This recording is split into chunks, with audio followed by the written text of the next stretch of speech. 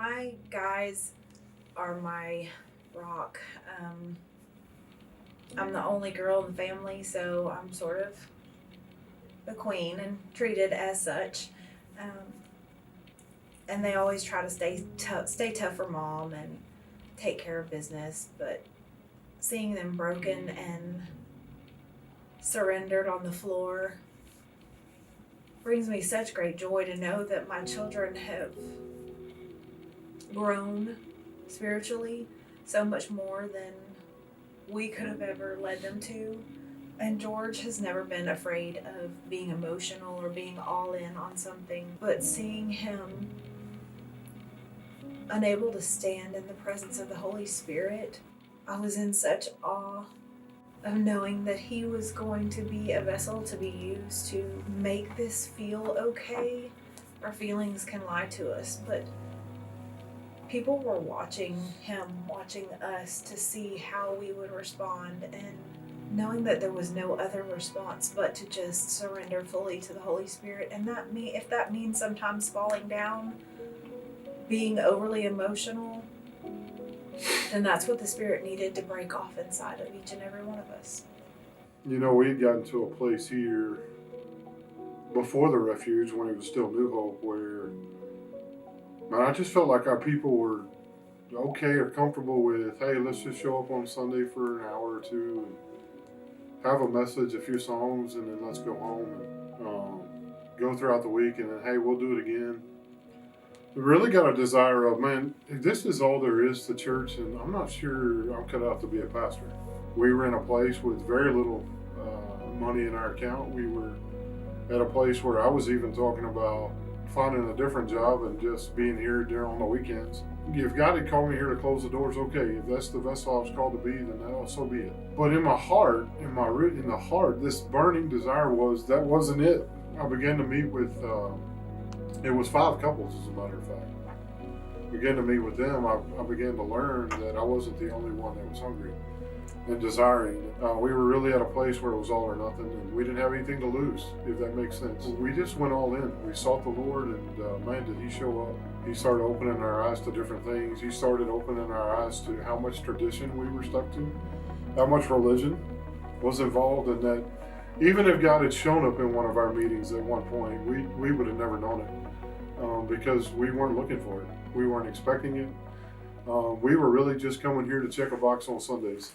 I was very guilty of hiding behind my husband's presence. And there had been many times throughout the ministry that we serve in where God had given me a vision of myself on the stage closing out a service. Even gave me exact words to say, and I just said, no, God, that's not me. And I argued with him that he didn't know how he created me. And I was prayed for and given revelation that we're in this together. God created us to be in ministry together. He put us together in our marriage to work together. And He created him to bring the message and me to help. And sometimes He gives me that message, but I have to be willing to open up my mouth. But I was afraid. And God removed every bit of the anxiety, every bit of the fear. And I have spoken on the stage. I have been passionate and not afraid, and no more anxiety and no more hiding. In Mark 16, Jesus says, these signs will follow those who believe. You lay hands on the sick, they'll recover. You'll cast out demons. You could be bitten by a snake and not be harmed. You could drink poison and not be harmed. You'll raise the dead. And I'm like, man, where's that power? Where's that authority? Where's that? And what Paul says in 1 Corinthians chapter 12 is the reason he teaches on the gifts of the Spirit is so that we wouldn't be ignorant about them.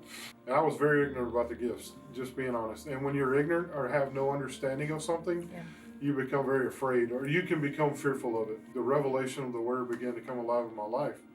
Roy's the one that kept coming back to my mind. And it just so happened that in the middle of this study, we had just talked about the baptism of the Spirit opens the door to the supernatural right before Roy came in.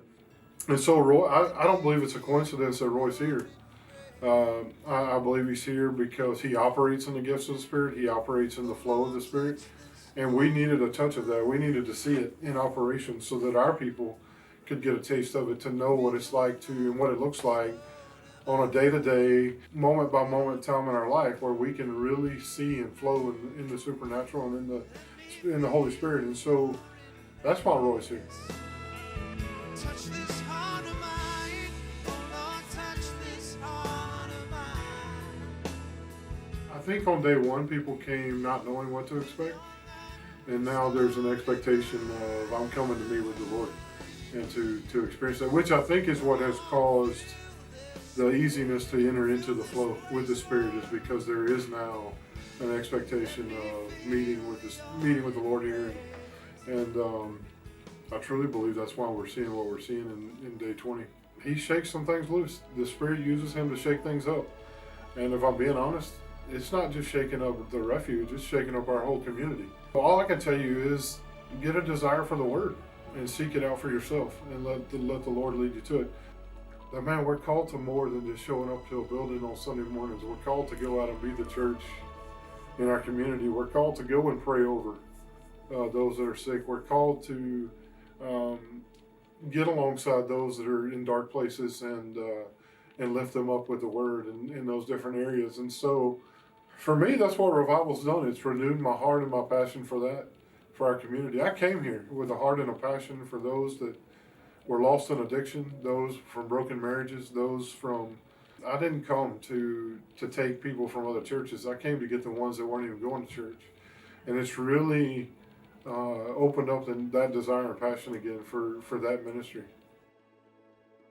Romans 12 started really taking transformation in our lives. We began to be transformed by the renewing of our minds.